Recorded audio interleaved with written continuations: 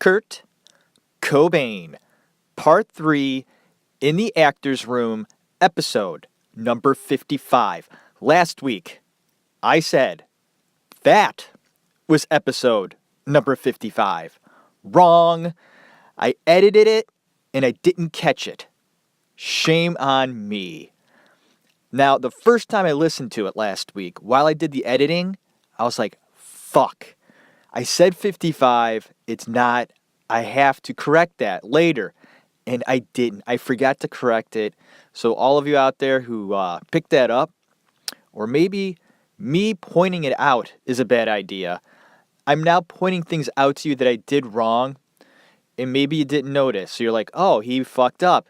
I probably should have said nothing. But anyways, this episode, number 55, and every time I kind of get to like a 50th was a big deal, and 45 I felt was a big deal. I get to the fives or the zeros, kind of like pointing that out, 5 at a time, and I find myself going 55, and I'm still here, and I gotta tell you this, and I want to be straight up honest with you. There are times where during the week I go, this might be the last one. Isn't that crazy? I'm disheartened. The show really isn't growing that much, and I feel like I'm wasting my time. I enjoy doing these, but if I'm not reaching enough people, I feel that I'm wasting my money and time. And although I enjoy it and I get a lot out of it, learning about these guys and women and learning about shows and movies and all that stuff, it's great. I love to do it. It's a passion for me. I get a lot out of it. But then I think to myself, does anybody really care? I think some people do, but not enough. And I find myself thinking this might actually be the last person I talk about, and I just might end it. And then I think to myself, my brother, he's really getting into this now, and I know he wants to do a few other things, and that kind of keeps me going. But if I were doing it alone, plus the fact we were talking about changing the show, maybe I need to do that. Maybe there's something off. But getting back on track, I just wanted to point that out to you because I would hope that after about a year, and it's been about a year, a little over, 55 episodes, you get a pretty good feel if your show is going to be something, or, I keep holding out to look at my numbers one day, and it kind of takes that next step where I go, oh my God, wow, there's people actually listening, and the number itself tells me, go forward, encouragement, so on. Haven't reached that yet, and after a year, feeling that it may not be going on for too much longer, but I'm going to keep on trucking, continue on talking about Kurt Cobain. Doing my research this week, wow, it's gonna be 4 parts. First time ever. The parts thing, it is what it is. A lot of information. Kurt Cobain, somebody I want to talk about, and I don't want to half-ass it. There's so much information that I find interesting, and I hope that you do too. This guy had a lot going on, like I've said before, in my other, now this is number 3, my other 2 episodes of Kurt, explaining there's a lot going on with this guy, a lot going on in his head and his heart that I wanted to talk about. Because I want to talk about it, it's he's so popular. I want to give you a good example. I grew up listening to Kurt Cobain's music in Nirvana. He broke out in the early 90s, and I was a teenager. Their music I could identify with. I loved it, and I still do to this day. Kind of got away from it when I was in my late 20s, early 30s, but I'm back on board. I listen to them a lot today. So he reached out and touched those around him in his music immediately. My daughter has a friend that lives across the street, okay? And he is a big fan of Nirvana at the age of 15. I like that. And my daughter, Lexi, 9 years old, mind you, she has liked Nirvana for a few years. Even yesterday, I have my earphones on and I'm doing things around the house. Just cleaning up, putting things away. And I like to listen to music while I do that. I'm either listening to a podcast or I'm listening to music. And I play my music really loud, like the loudest you can go. I love to hear my music loudly. I want to feel it. I'm all about that. If you haven't gotten that by now, I like to feel it, people. The art, the music, the movies. I like to feel it, hear it. So my music is blaring in my headphones. And when I walk by, you can hear what I'm listening to. And Lexi, my little one, said, "Oh, Nirvana." She knows Nirvana now. She goes, "Is that a Nirvana song?" And I said, "Yes, it is." And I took off my earphones, I unplugged them, and I set my phone down by her. She was eating something at the dinner table. She was having some spaghetti and meatballs. And I put it right next to her, and I played her favorite of Nirvana, "Smells Like Teen Spirit."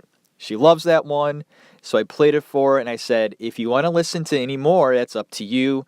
Some of their music is not really appropriate, or I don't know if it's, right for her to listen to. Some of their songs are kind of raw. And I said, if something doesn't sound right, go ahead and press the little arrow here. It'll go to the next song. And she said, okay. I wanted to point that out because Kurt Cobain and Nirvana reached many different age levels, like me in my 40s, and kids in their teens, and even preteens enjoy his music.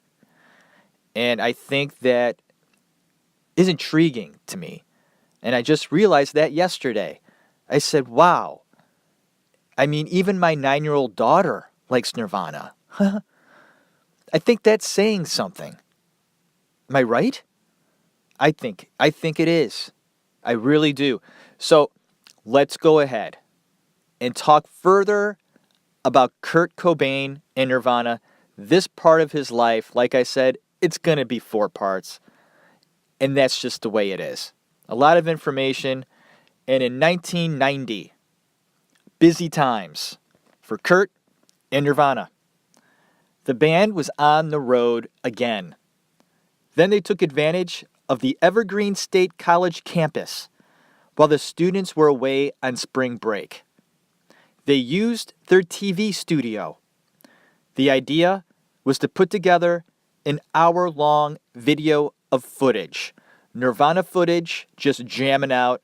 Thought it might be a good idea to do that. Kurt Cobain was all about the visuals. Like I stated in his first episode, he enjoyed acting in front of the camera at a young age. I think he was a teenager, pretty young teenager. He made short films. He was all about the visuals. He liked being behind the camera as well as being in front of it. And feeling that his interest in video, the camera, performing, made me realize that he would have been a decent actor if he tried it. But him being intrigued with video, he had the ability to use all of his other art that he had done in the past, as far as paintings. He did collages Lots of different colors, a lot of different images, interesting, dark, little creepy. But they grabbed you visually. He was about that. And they went ahead and made a hour-long video. And they thought, well, Kurt did, they can make this thing and then he can sell it to his fans. Broaden their scope of who they were reaching. Kurt had a keen mind on promoting the band. I know he had said in the past how he wanted Nirvana to be this, small little band, and if they make money, that's great. If they don't, it's okay. It's all about the art and the feel and all that stuff. Not so much. Kurt wanted this band to be successful. He didn't want it to be just a garage band. He wanted to make money at this. I mean, you're working so hard. You have those underground bands, they call them, the ones that say they'll never go mainstream. They do it for the music, for the art, and there are underground fans that really do appreciate that and look up to the bands that don't sell out. Kurt had no problem promoting and wanting his band to go to the next level. Why not make some fucking money out of this if it's possible? So he did all he could do to expand his fan base and thinking making this video would get him going in the right places. They rehearsed at a building called the Dutchman during this time. Nirvana went to work on a song called, remember this one? Sort of an inspiration of this song was Kurt's friend, Dylan Carlson, a song called In Bloom. And also, the other song they were sort of rehearsing at this time and working out the kinks was Lithium. Now, drummer Chad Channing said he distinctly remembers that when they were recording In Bloom, Kurt came in the first day, presented it to him. Said, this is what I got. They played it a few times, and Chad remembers that. When they started playing it, it just clicked. The song was great. Kurt did his homework, wrote a great song, and they knew it. They knew that song was going to be just a success. Recording for Nirvana, it went well for the most part, but Kurt was showing signs of moodiness. And it was going on in these sessions. It was reported that he was in and out of his darkness. He would be so quiet. Then you would see him sitting in the corner of the room, alone, brooding. People believe he suffered from manic depression. It's a serious thing, folks. It's a serious thing. High one moment and very low the next. And when you're around people like that, boy, it throws you for a loop. You never know what you're going to get. Okay? You can have really happy Kurt. Everything positive. It's going to be a great day. And then the next day, he's hard to just talk to. He looks through you. All he wants to do is get done what he wants to get done and then get the fuck out. And Kurt would go through things like this. Very normal thing. Manic depression. His personality was going in all sorts of different directions, and it confused people. Then this happened. Kurt was growing tired of Chad Channing's drumming ability. Now, Chad was a nice fill-in for the most part. After the first drummer, Burkhart, was out of the picture, Kurt believed the band had the chance at greatness. And he didn't want to be held back by anything or anyone. Chad was good. Maybe even great. But not what Kurt wanted or needed for the band and its sound. There was a rift between Kurt and Chad. It came to a head one day. Kurt got behind the drums and attempted to show Chad how to play In Bloom and do it correctly. Now, Kurt wasn't the best drummer, but he enjoyed it. One of the first instruments he ever played was the drums. The drums and guitar. So he loved to bang away at them. Not the best, but he got behind the drums and got his point across to Chad. This is the way to do it, buddy. Do it right. All right, man. I just want to apologize. I made a mistake like 5 seconds ago and I had to erase something. I do that in my podcast. I'll fuck up a word. And if it's bad enough, I stop it. I'll go back and I erase shit. And in the process of doing that, I listen to myself a little bit. Oh, fuck. I sound like I'm either underwater or I have a pillow over my nose. This is some bad times, man. I feel like I could lay down, okay, and just fall asleep for about 5 days. I just feel like I'm getting a cold. It's a mess in there. My head, like a head cold going on. It sounds like I'm doing this episode holding my nose, like something stinks. But I'm not holding my nose. It may sound like I'm holding my nose, but I'm not. I'm just stuffy up in that area there. It's a mess. So I'm going to do the best I can to make this show sound decent. Now, my voice pretty much is okay. It's just, when you're that clogged up and stuffy up in that area up there in the head, it just makes your voice sound really strange, very nasally. I'm kind of like that naturally. And when this happens, it just makes it worse. I listen to myself and I'm like, boy, do I sound horrible.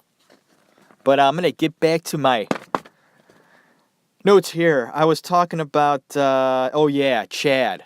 Good old Chad Channing, the drummer of Nirvana, is making Kurt a little uneasy about things.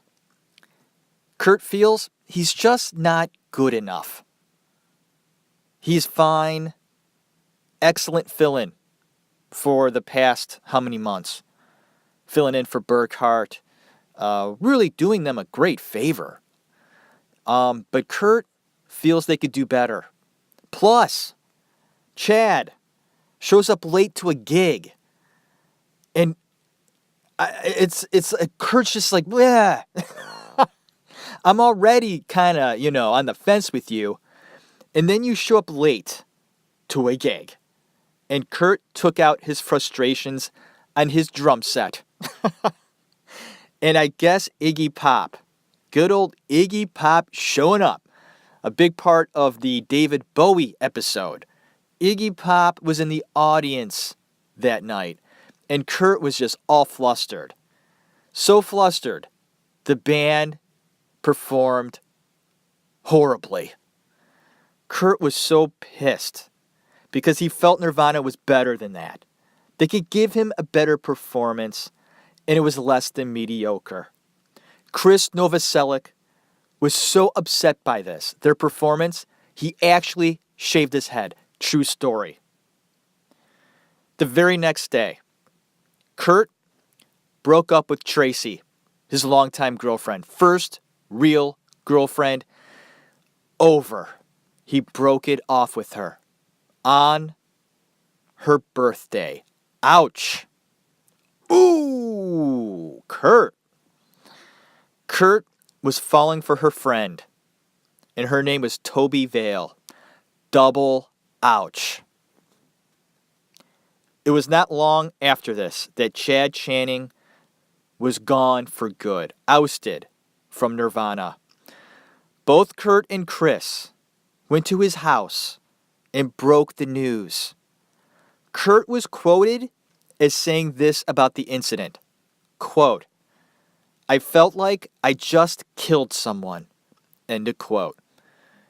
And before I move on, touching upon this, Kurt feeling Chad not good enough to be in the band and having that feeling of eventually, if this guy doesn't leave the band, I'm going to have to kick him out.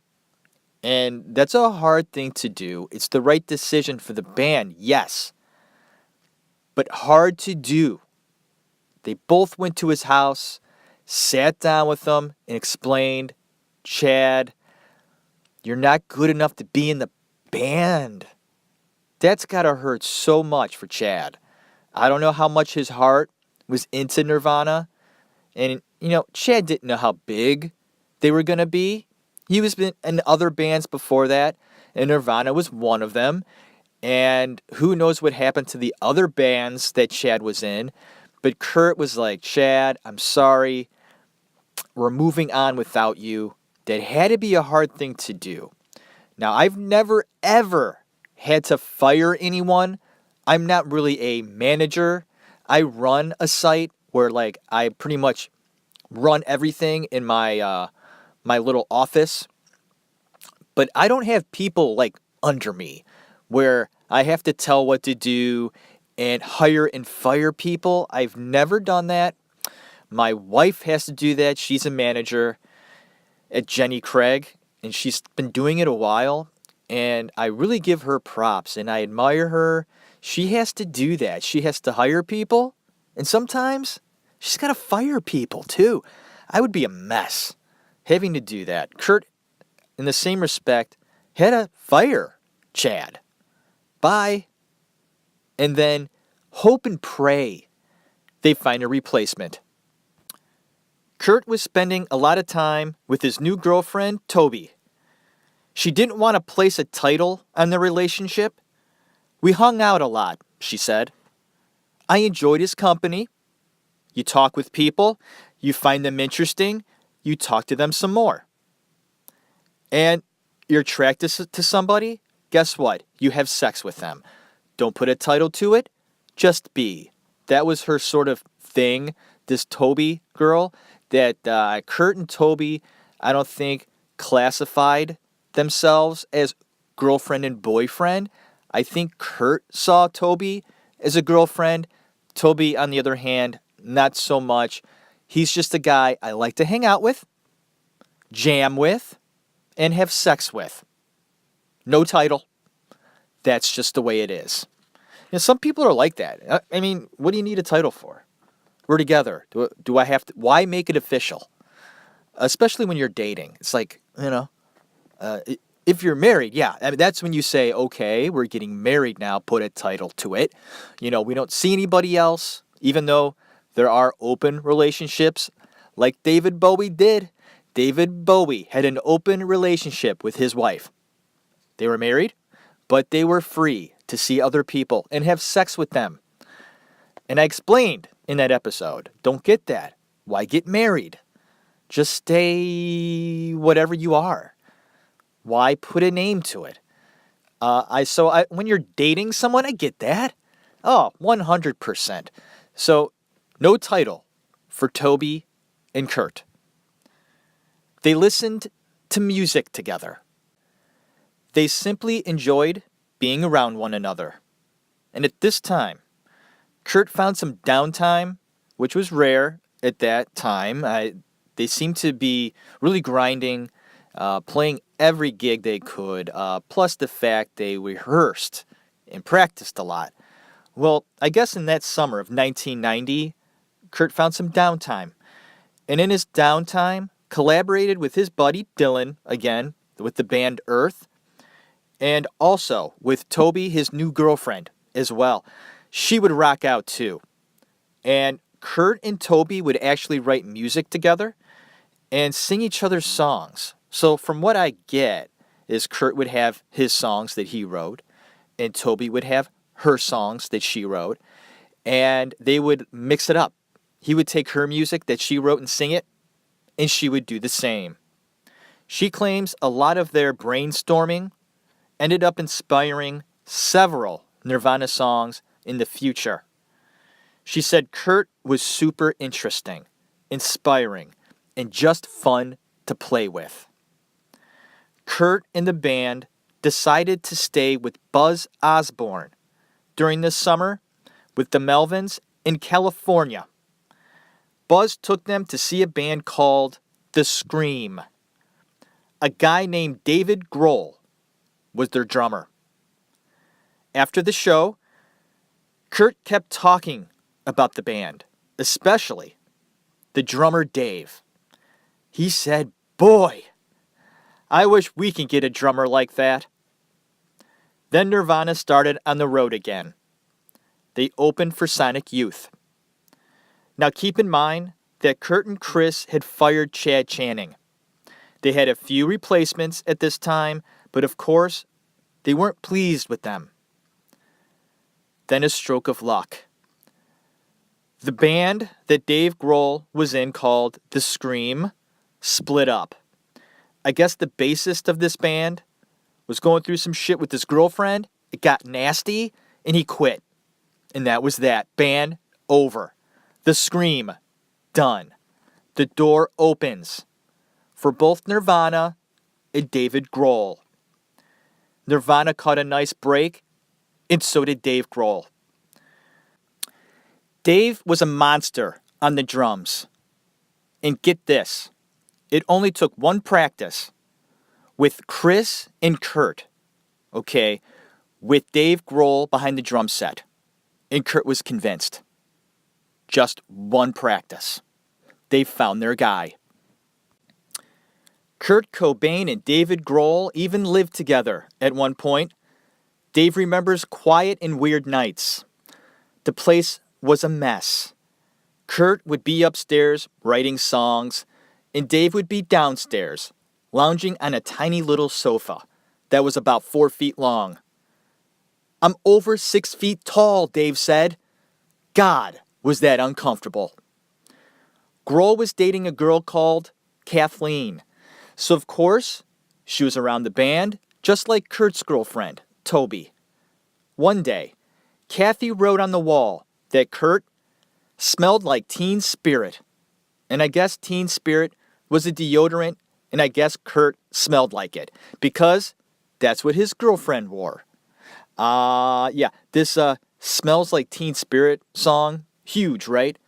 I never really got the title of that song when I was younger. I'm like, what a weird fucking title. Smells Like Teen Spirit. I'm like, what does that mean? I didn't know that Teen Spirit was a deodorant. I guess it's a girl's deodorant. I don't even know if they still have it today. I don't know. I don't wear girls' deodorant. What a weird title. But Kurt remembers this incident, of course, and will never forget it, and of course uses it in the near future for the song. October 11th of 1990, Grohl played his first show with Nirvana in Olympia. The show sold out in one day. Then it was a European tour they went on next. Nirvana was starting to sell out their shows here. Mind you, the audience was around 600 people, but not bad. They're selling out. And that's a good thing. Their popularity slowly growing. This is when Nirvana and Kurt were getting the chance to meet other bands that they admired and inspired them. And I want to talk about this for a moment, because you have a band, a young Nirvana band, that got a lot of inspiration and admiration for bands that inspired them. They're going through the motions of creating music through the music that they've listened to in the past. And now that they're getting their feet wet in the business, doing a little better, and getting a more popular feel to them, they're able to now meet these people that they have looked up to. They're becoming available to Kurt, Chris, and Dave. Kurt was very nervous about this. Meeting his idols scared him. He was nervous about it. He sweat, he stumbled around, stuttered, and really didn't want to meet them at first. He was so scared. I find that fucking adorable. I would probably be the same way. I'm a shy guy too, like Kurt, in a way. And if I was faced with my idol or someone that I really looked up to, it would be hard for me to act normal. And Kurt felt the same way at this point in his life. Before he hit it big, he had a chance to meet his idols and was nervous about it. So I thought I'd point that out. I like showing signs or sides of these people that, we don't know about. Kurt Cobain was nervous around other people. That makes you go, interesting, of course. I think we forget that. They were, at one point, Kurt Cobain wasn't popular. He was just a normal guy trying to make his way, normal kid trying to fit in sometimes. And then when he realized that he wasn't going to fit in, he went ahead and changed things up in his life and said, you know what? I'm a different kind of guy. I'm going to be different. And he was. In November of 1990, Kurt and Toby, his girlfriend, broke up. Now, it is rumored that Kurt broke it off because he wasn't happy with his position in life. He was just a wreck, David Grohl said. Kurt was hurting deep inside. Nobody really knew how far down it went, but it went deep. It was like we wouldn't understand his hurt. So why even talk about it? His friends said. And I think it was at this time, don't quote me on this, this is my opinion. This is when he started doing heroin. Not started, he had done it. He had done heroin for the first time when he lived in Aberdeen. This was around the time he was living with Tracy Miranda, his first real girlfriend. He only did it a few times. And Tracy was interviewed about this and was shocked, just completely floored, that this rumor, because it really is a rumor that he was doing heroin back in the day in Aberdeen, she was really surprised at that. The fact that he was doing heroin when he was living with her. She said, I would have never guessed it. Him only doing it a few times, he wasn't a chronic user back then, but she was shocked. She said, he never made any impression to me that he did heroin. And one of the reasons why, I say she was shocked is because Tracy says that her and Kurt would make fun of the junkies in Aberdeen and said, man, I would never do that. That's destroying you. That's pathetic. I'd never do heroin. But he ended up taking it. Stomach issues, manic depression, stress, everything rolled into one. Kurt Cobain started using heroin more than he should have at this point in his life, and it starts to show now. His moodiness gets worse. Worse and worse. Cobain went on a writing spree because of his broken heart and all the other shit going on. He broke it off, the relationship, but he was reeling because of it. This is when Kurt started to incorporate the drug use, depression into his music. I think that he had been doing that for a while, without maybe the drugs. I mean, he did smoke weed, but yeah, that's not a hardcore drug. But now that he was doing heroin and doing it often, he would incorporate it into his music. He told his bandmates what he had done using heroin. Chris was not happy. Dave inquired about this, though. What's it like? He asked. Shitty, replied Kurt. It sucked. It's stupid. Kurt said he wouldn't do it again. And we believed him, they said. It was just one of those things. Whatever. But like I said from my research, he had done it in the past. And obviously, he was interested in it.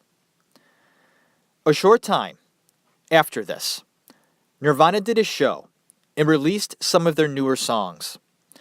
People were taking notice. Even a critic remarked that after hearing Lithium, it was destined to break the top 40. Then it happened.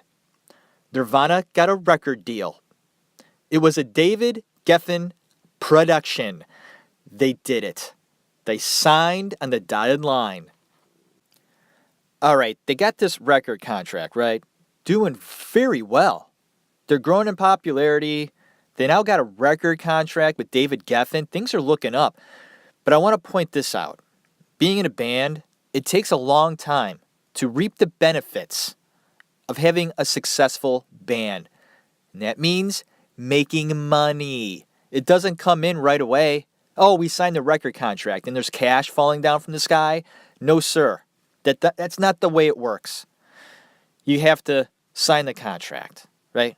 You don't get all this money straight up. You get the money if your record sells. Then you get the money. And even then it takes time. They have things kind of roll in, and then a percentage is taken out here, and then shit's taken out over there. It's not like Nirvana gets all the money.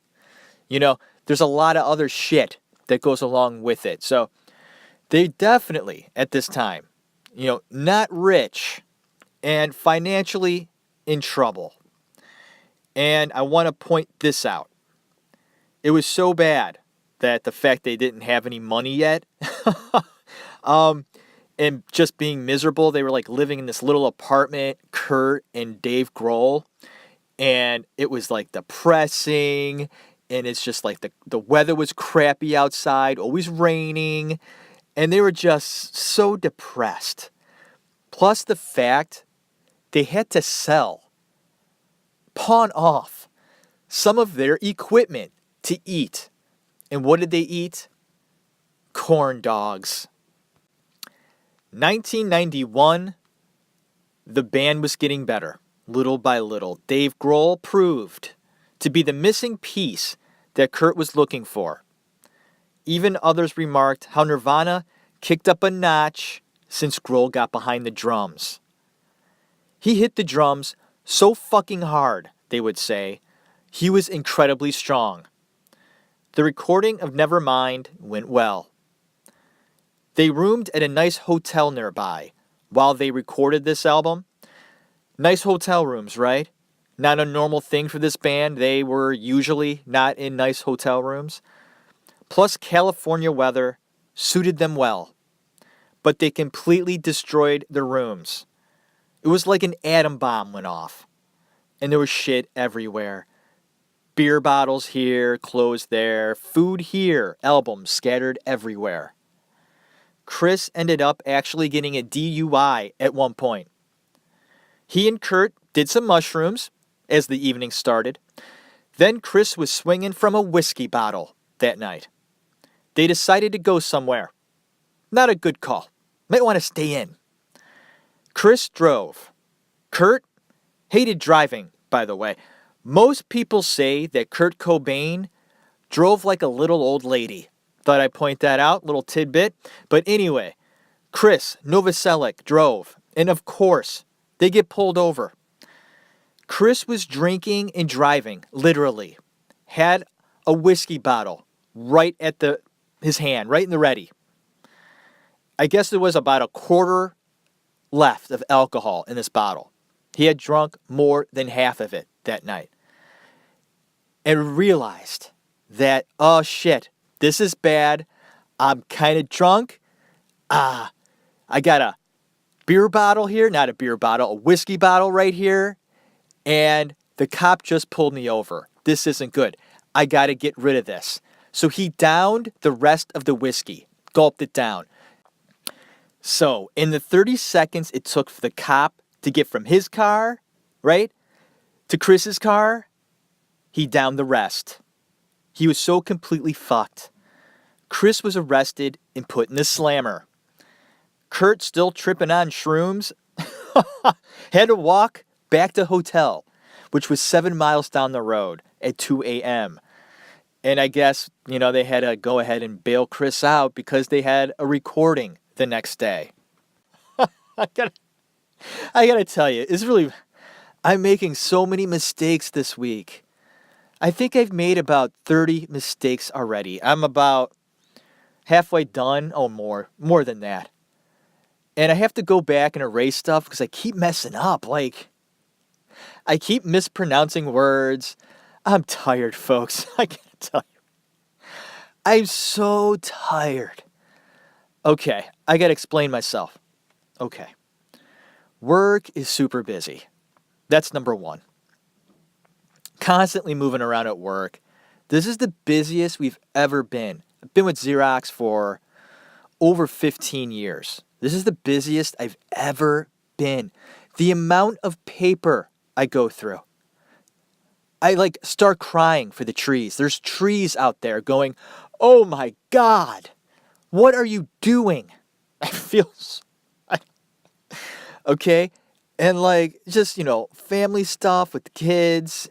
And, I don't feel good. I'm tired. So I'm making mistakes. I apologize. But anyways, the point I want to make here is when I go back and I have to erase shit, which I'm doing a lot of right now, I listen to myself and notice I really do talk too fast. And I'm trying to kind of slow myself down. Like, I don't know if it's my brain that thinks too fast. Is that it? Like, it's my brain? Because I listen to my favorite podcast to listen to, and has been for a few years now, is Generation Y. And the two hosts of that show, I think their names, I can't think of, Aaron and Justin. The way they talk so calm, these two. It's like they're drugged up on like downers, or they're just so calm. They just have a conversation with one another. They never really get excited. Like when I talk, I'm an excited talker. Like there's a lot of color, maybe, to my voice, the way I talk. There's a lot going on, a lot of balance, whatever. They talk so monotone. Like, I wonder if I could try. I'm going to try to do this. This is a little experiment. You're going to go along with me on this. I'm having a little fun right now. Here we go. Fuck it, right? It's my fucking show. I'm going to try to do it. Like, and if you know what I'm talking about, the Generation Y podcast, it's a true crime podcast. They are fucking huge. I mean, I think they're actually like one of the top 50 podcasts out there. They're that big. And if they're not, they're top 100. So I'm sure some of you out there know who they are and how they talk. I'm going to try to do some of my show as if I am either Aaron or Justin, because these two guys, they're friends. They've been friends forever. They finish their own sentences, okay?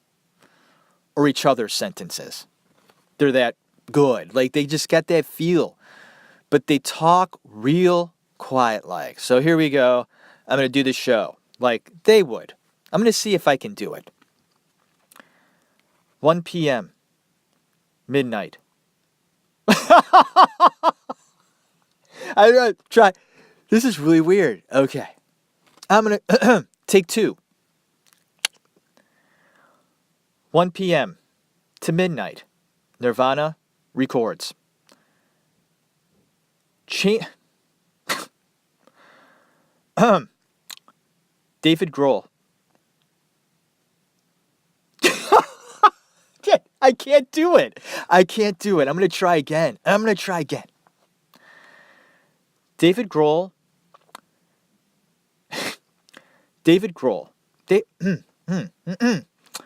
David Grohl hits the drum set so hard that he breaks his set, and they have to change out his drum set. More cough syrup and whiskey is drunk, but can't do it, folks. I feel like I'm a fucking robot.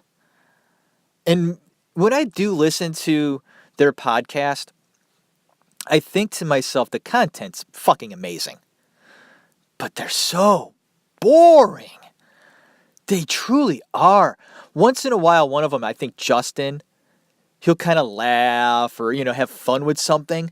Aaron, not so much. He's just so monotone. But the information that both of them have and their opinions on cases like true crime stuff is what makes that show work. Plus, they work so well together. You know that they go out and they do their research and they come back and they go over their research, collaborate, and go, okay, I'm going to say this, you're going to say that. And when they sit down to do the podcast, it's so well, it feels so natural, the two of them. Like, one will talk about something and stop, and then the other will continue on. without missing a beat. Great show. Generation Y. And now they've branched out, each of them, and are doing their own show. So obviously I can't act like I'm trying to sound so monotone. Like the next thing on my my list here was that from 1 p.m. to midnight, right, Nirvana would record. And I'm saying it and it makes sense to me, and I said it because that's the way I would say it. But it's not the way they would say it. They'd be like, 1 p.m. to midnight, Nirvana records.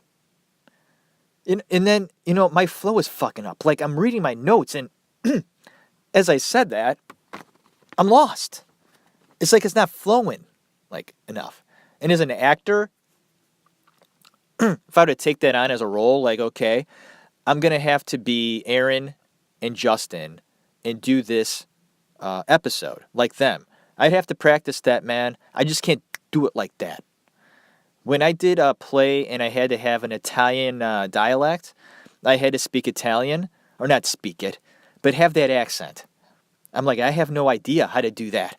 I had to sit down and watch The Godfather and listen to Italian dialect to get it. And when I finally studied it, I was able to do it and do it well. But if you don't practice it, you lose it. Like right now, I don't think I could do it as well as I did back when I was a teenager doing that accent. So it goes to show you how hard acting is, and that's what this show is called, The Actor's Room. And yes, I know, Kurt Cobain, not an actor. But I think that if he would have tried it, it would have been really fun to watch Kurt Cobain do a movie. And the rumor is that Kurt could have been in Pulp Fiction. The rumor is that Tarantino wanted Kurt to play the role that Eric Stoltz played in the movie Pulp Fiction. But I think that rumor is not true. Tarantino has denied that he wanted Kurt to be in the movie. And I think that character that Stoltz played, he was a dealer, He was a heroin dealer, probably among other things, and kind of looked like Kurt Cobain a little bit. You could tell. Eric Stoltz might have used Kurt as an example to do that role. But a little insight on things being bantered back and forth in the respect that Kurt Cobain was interested in doing film. So I think I proved my point that I can't do this episode like Generation Y. I'm going to do it my way, and it'll sound better, right? Okay, so, all right. Drummer David Grohl would bang on his drums so hard that he would bust them up very often, and they would have to replace them. When they did the album, Nevermind, Kurt would drink cough syrup. Again, they had done this previous. And I think he would drink the cough syrup, okay? Because not only would it give him a nice little buzz, but would help with his voice. Kurt did a lot of screaming and yelling when he sang. And the cough medicine helped in many different ways. Kurt was being difficult again. And people around him would say he was just hard to figure out. He didn't want to sing a lot when they did the recordings. 1 or 2 takes, and that's all he wanted to do. That was enough. And if it went 4, by God, it never went any further than that. Lithium was hard to record. Kurt got frustrated. His voice would break and go to a point where Chris Novoselic would get scared at the places that Kurt was going. Kurt went there. The song Polly was an interesting one on the album. This was actually written in 1987, way back in the day. And it was a true story that he based it on. There was a young girl, 14 years old, returning home from a rock concert. She walked home by herself.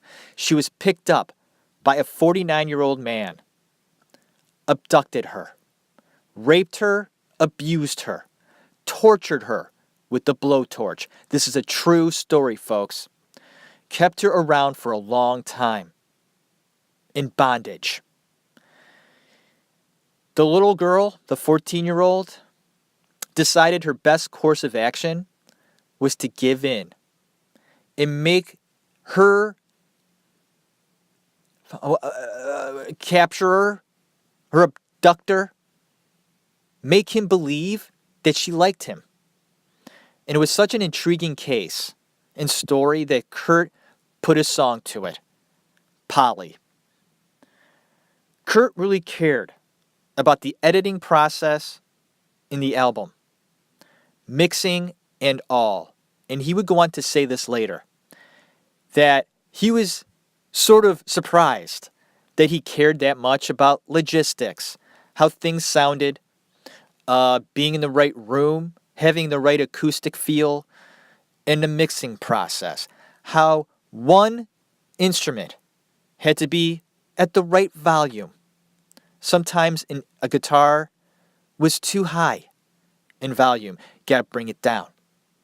Kurt was also very specific about his voice and how it sounded. He always felt that the people in the production side would have his voice too low in the levels and would always complain, hey, my vocals, they're too low. You need to raise them. I need to hear my vocals better. So he took great pride in the logistics of recording an album and not just, standing up there or sitting down, sing and leave. He wanted it to sound perfect. The Nevermind album took 9 days to mix. Now here we go. Kurt, around this time, meets Courtney Love.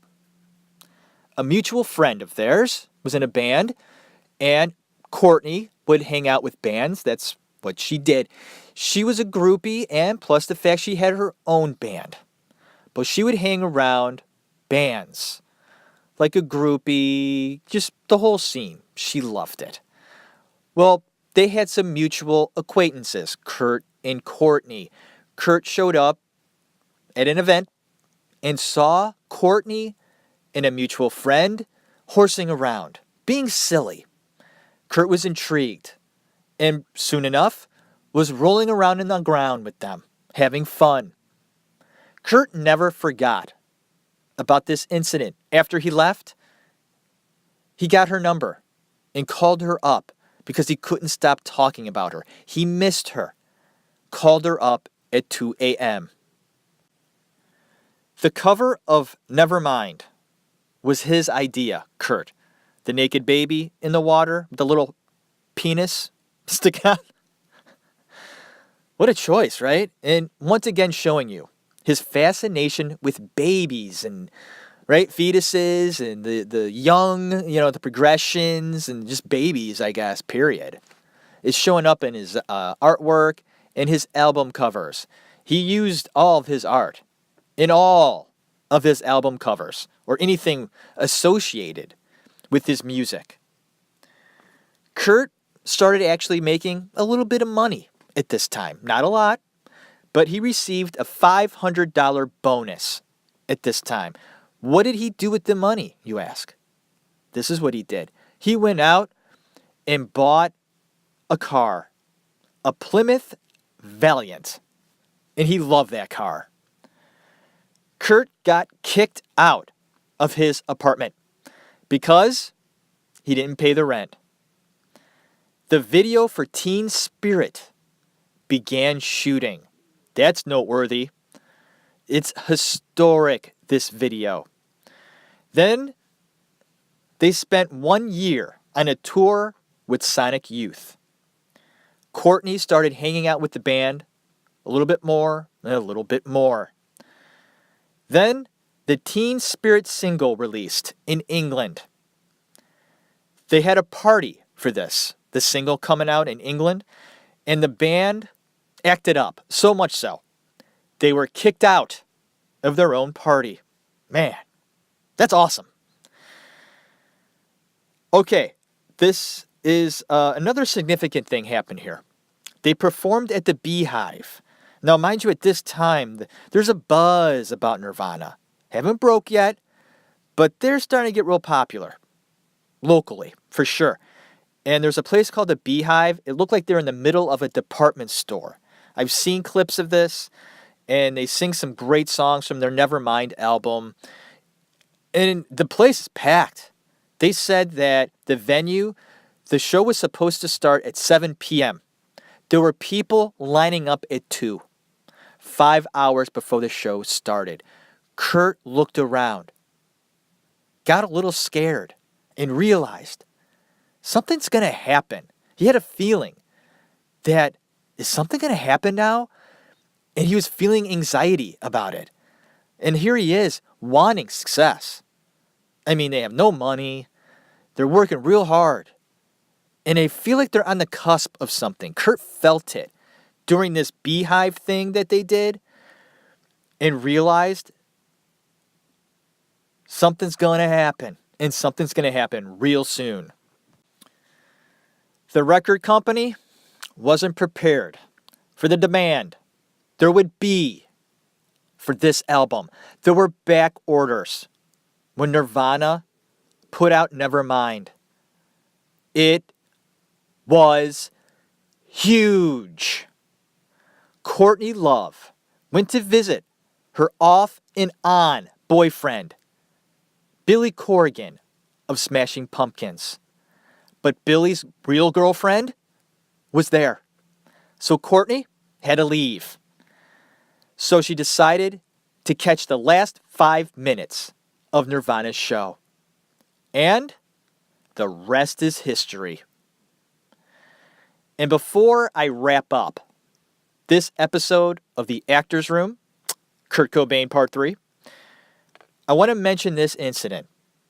Shortly after the band released Nirvana's Nirvana releasing Nevermind, they did a gig in Dallas at a place called Trees.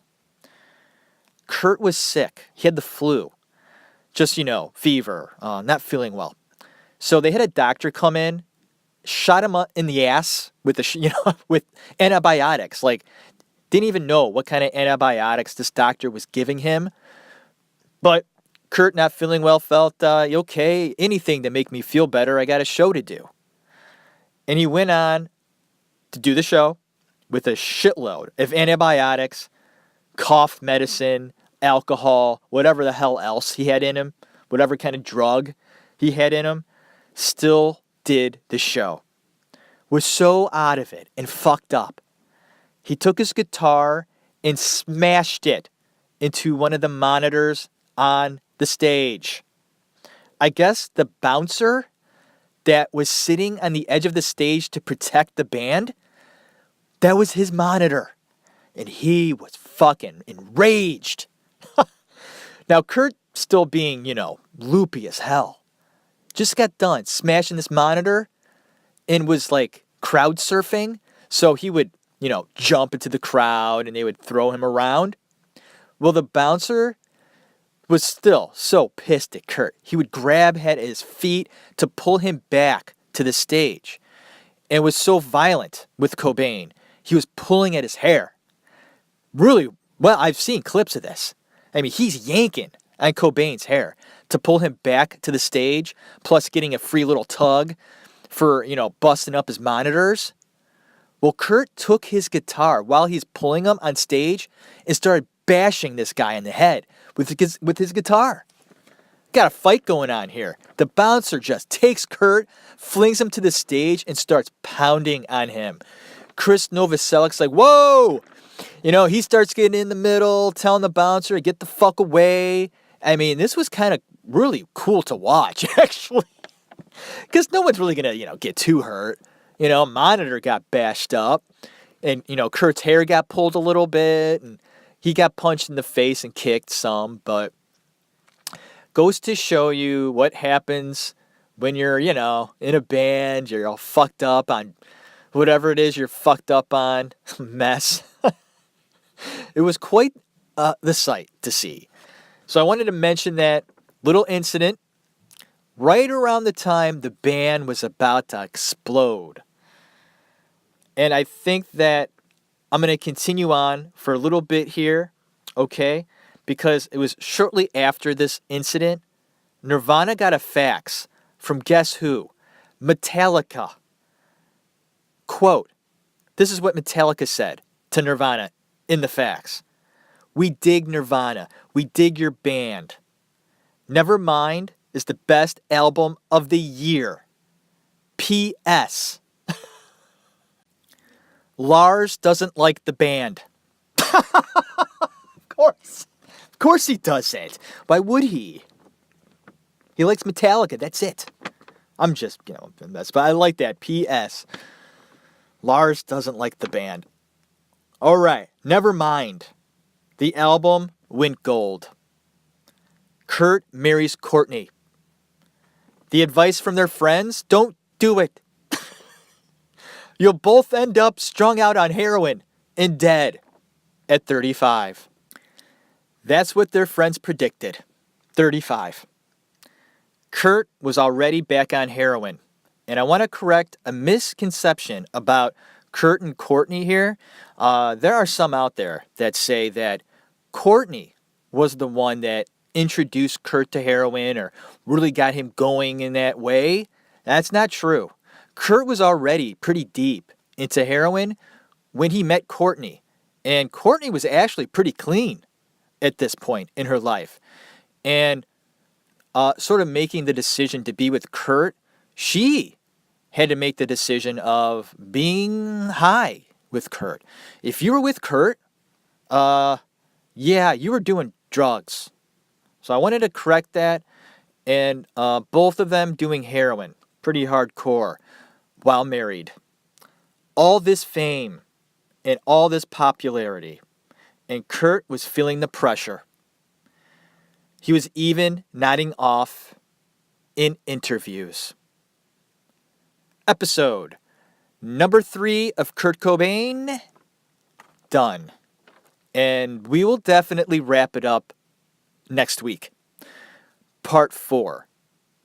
It's going to be a hard one to do, talking about his death, but I want to do it. I hope to learn more about certain things. Maybe you'll learn something, maybe I'll learn something. But you know what? I hope you tune in next week. I hope you listen to this episode. This was kind of a crazy little episode. Just because I went off track a few times, did some silly things. I might cut that out. I don't like cutting shit out. I like listening to it. And if it's fun, I'll leave it in. I went on a rant. If I cut it out, I went on a rant. Not a rant. A fun little thing where I tried to act like somebody else that does podcasts in a very monotone voice. And I just couldn't do it. It was pretty incredible. And I used to act, so I was a little disappointed I wasn't able to do it. But if I practice hard enough, maybe I can in the future. So just a different kind of episode. Hope you enjoyed it, and tune in next week to learn more about Kurt Cobain, his life and death. Episode 55 of The Actors Room is over. My name is Jeff Tarowski. Please go on the website. I have a donate button on my website. It's on the right-hand side. You click on it, you donate 50 cents. I'm going to have to make a choice. To broaden the show and make it more popular, put some money into the show. But you have to do something for me too. This is important. You have to go on iTunes. It takes 1 minute. You go on there, you click and make a comment. Say, I really like your show. Keep it up. That took 5 seconds. Then you press on those stars, give a 5-star review. The reason why I'm asking you to do this is because if you take that 30 seconds and do this, my show becomes more popular on iTunes. When someone goes to search an actor or a show, my little show will be seen it's really cool too. I'll put in a name, like really funny too. I'll put in River Phoenix in the search engine on iTunes, and I am like the first show that comes up. Is that cool or what? River Phoenix is my most popular show. Like double the numbers of the second most popular show that I do. I'm very popular in River Phoenix circles, but everywhere else, not so much. Go on iTunes. Do that. Review. Comment. Please, for the love of God, please, I will send you something. I will. Like, this is good. Okay, if you go on there and make a 5-star review and write a comment, I'll give you something. I swear. You give me your address. Maybe that's too dangerous these days. People don't want to hand out addresses. But I will send you something. Like the actor's room in some way. Like these shows, these real popular ones, they hand out t-shirts, but they sell them. No, I'm not asking for any money. I'll be willing to give you something for free. You won't have to do a damn thing. All you would have to do is give me your address. I'll send you something. I'll make up t-shirts, man, or mugs. I'll give them away. Just if it bumps up my show and becomes more popular, it'll be worth it. That would be fun. I do it. It's cheap, but people like getting stuff like that. They do. I'll be more than happy to do that. Boy, I must be crazy out of my mind sick. I'm just giving shit away. Wow. Have a great night. Have a great evening. Thank you once again. Please support this show. God bless you. Have a good one.